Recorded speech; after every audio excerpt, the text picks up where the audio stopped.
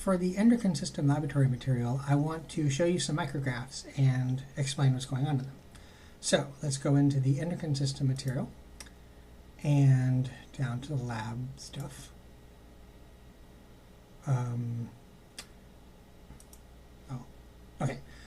So I clicked on the endocrine system micrographs, and it launches this cloud-based storage location where I have a number of image files for you to see. They're arranged in reverse alphabetical order, no big deal. But I'm going to jump around a little bit because I want to look at particular things here. But before we do that, I want to talk a little bit about how we make tissue slides, how we look at tissue under the microscope. So, this is a picture of slices of tissue being made. So this sort of maroon-looking thing back here, this is a tissue, might be a chunk of liver or kidney or something like that, that's been prepared by the model organism, has been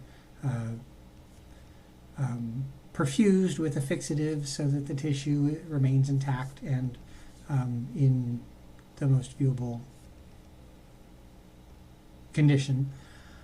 And then it's been blocked down to a size that can be handled by this machine that cuts the slices. And it's been embedded into a block of something. This might be wax or some sort of inorganic material to hold the block of tissue as it's being sectioned.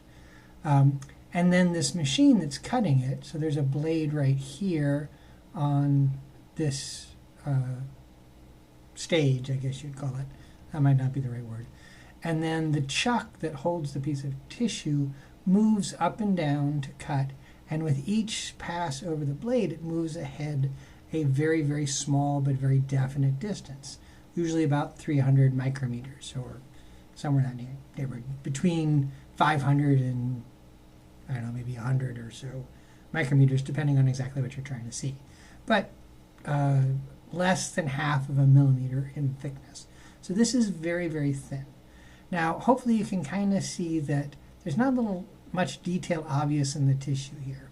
It's clear. There's nothing inherent in tissue that gives it any color, definitely not down at the cellular level. There are a few things in the body that have inherent color to them. Your blood is red because hemoglobin is basically a pigment molecule. When the iron reacts with oxygen, it turns red, exact same chemistry as rust, and makes blood actually red. But most tissues don't have any inherent color to them. So once it's cut like this, it has to be processed. So these slices are then put onto a glass microscope slide. If this was wax, then the slides are heated up a little bit so that the wax melts to the glass. If you're working with frozen tissue, like I did when I was in research, just room temperature glass will adhere to the tissue pretty quickly. And then the slides are processed. So this is a picture from Dana-Farber Cancer Institute that shows somebody processing slides. So these are the microscope slides that have had tissue placed on them. And they're moved through a series of baths. Probably in this picture they started back here with the green one and moved forward. So one thing that they need to do in preparing the tissue is to dehydrate the tissue, to take the water out. Because if there's water there, then there's possibly microbes there which will decompose the tissue. So to help preserve the tissue, the water is removed by dehydration. And the way that's done is the tissue is passed from a physiological solution into progressively more concentrated alcohol solutions. And eventually the higher alcohol solutions will have drawn all of the water out of the tissue. Now, when this happens, the tissue shrinks. because it's dehydrated. If you dehydrate anything, it's going to shrink a little bit. And we'll see a picture later on that kind of where that's important to think about. Now, after being dehydrated, the tissue is then stained. So the reason why I think they're starting back here, coming here, is these obviously are stained. They have this purplish color to them, so they're probably stain containing things. Now, stain is a little bit more complex than I'm going to describe, but it's pretty simple to kind of understand what it is. With the way that I'm going to simplify it.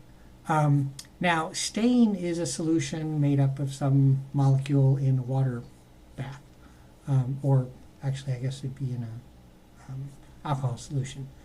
It's been a little while since I've done this myself, so my particulars are a little rusty. But the molecule gets into the tissue and it reacts with the tissue.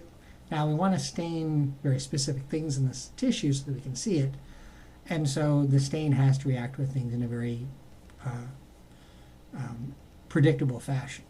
So again, this is a little bit of an oversimplification, but the way I like to describe staining molecules, these pigment molecules, is that they are very positively charged molecules that you introduce to the tissue. Now, if we look at stained tissue, the most obvious thing we see are these dark circles. These are nuclei.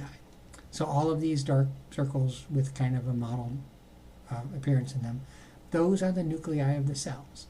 So they pick up the most stain, which basically tells you that whatever's in the nucleus is what's reacting with the stain most strongly for the entire cell.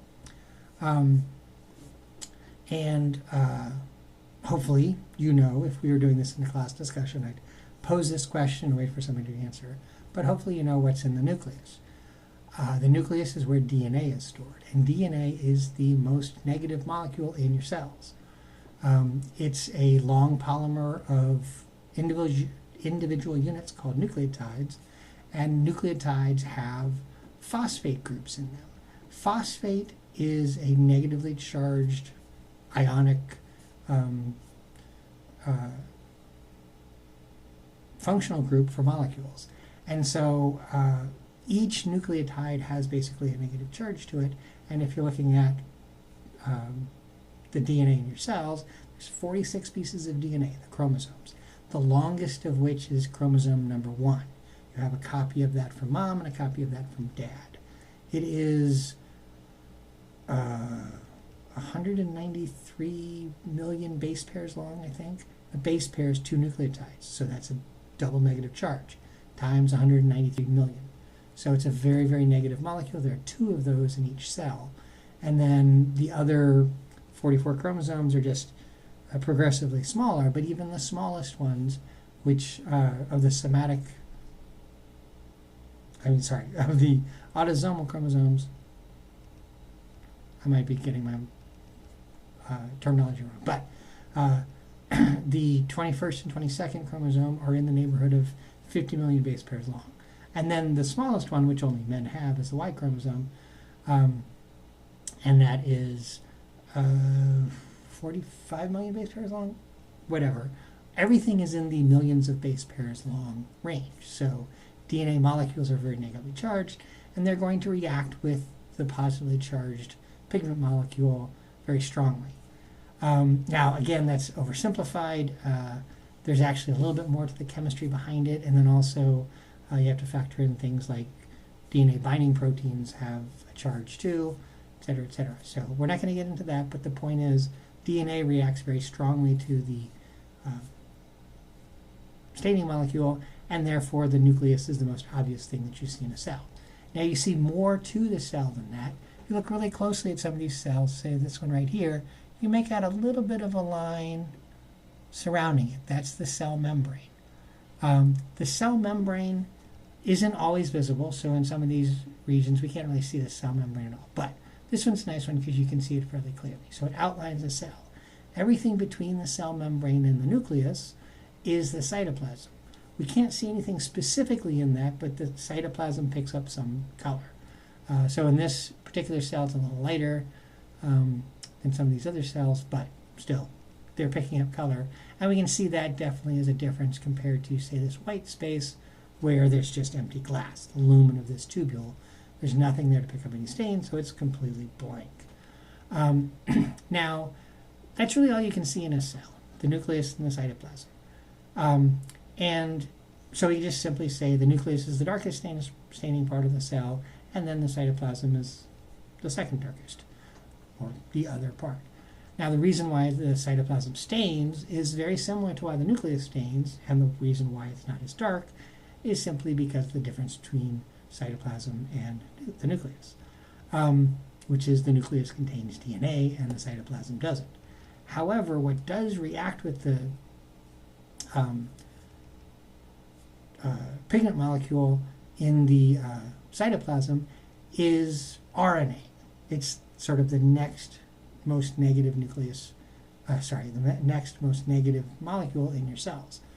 That might not be entirely true, but it's good enough for our oversimplified explanation.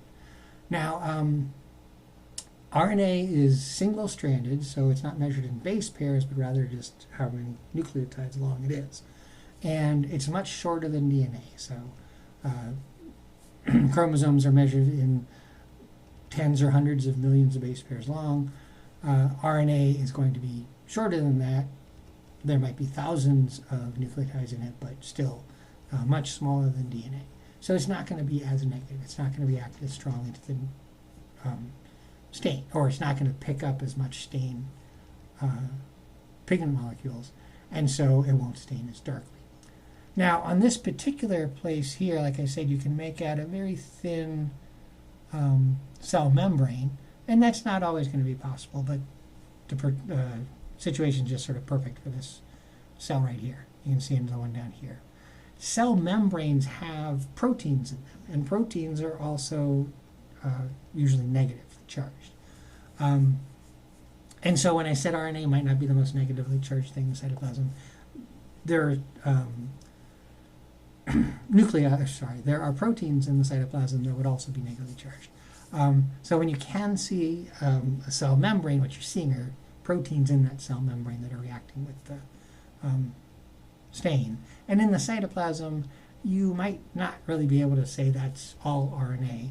It might be some protein, but RNA is most likely the biggest thing. Now, I want to talk a little bit about RNA. Its big role in the cell is that it's part of the process of making protein.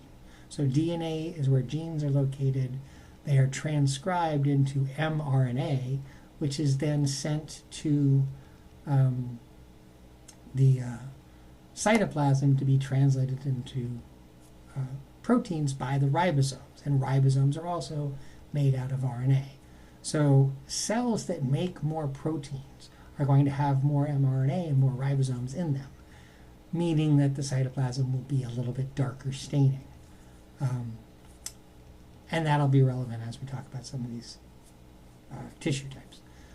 Anyways, so that's what we're talking about. That's the quick and dirty explanation of how cells are stained. What I want to do in this material is talk about a few different types of tissue. Let me just we're going to look at let me do this in order. The hypophysis, which is another name for the pituitary. Make this bigger.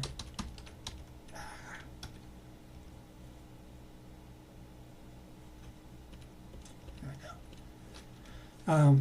We're also going to look at the thyroid and parathyroid glands, and the pancreas, and the adrenal medulla.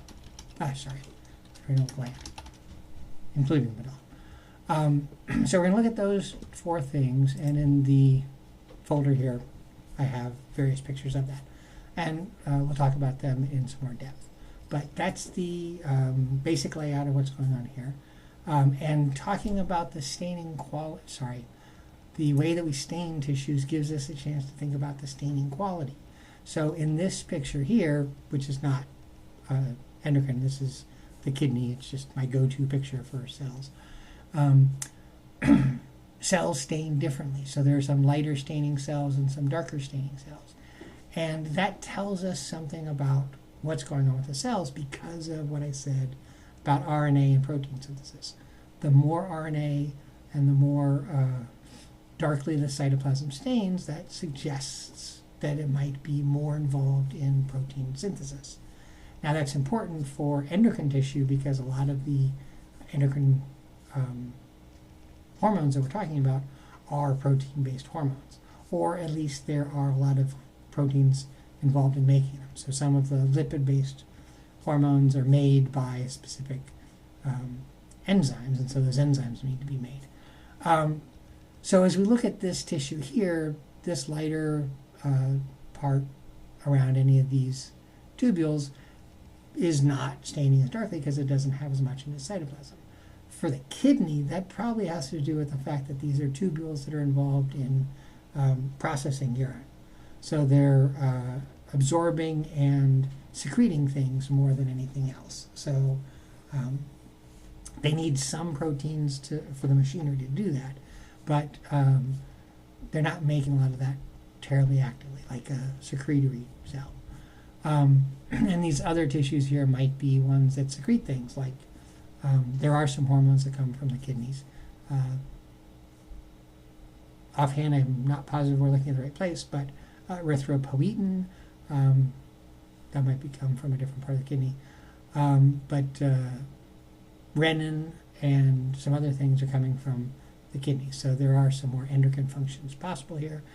I don't offhand know if we're looking at anything related to those functions, but that might have something to do with why these are lighter staining and these are darker staining. For the kidney, really, the lighter staining is more that there's a lot of water moving across these cells, and water does not react with the stain, so they're not going to be very dark if they're water-filled cells. Anyways, that's the background here. What I want to talk about as we discuss these different tissues is to think about the staining quality. And by staining quality, I really just mean, is it light or is it dark? Is there a lot of RNA in the cytoplasm that picks up stain or not? Which really translates to, for secretory glands, are they making a lot of protein-based hormone or not? Or are they making enzymes to produce other types of hormones or not? So we'll consider that. I'm going to switch to a second video just to keep these in kind of bite-sized pieces, and we'll look at these different tissues.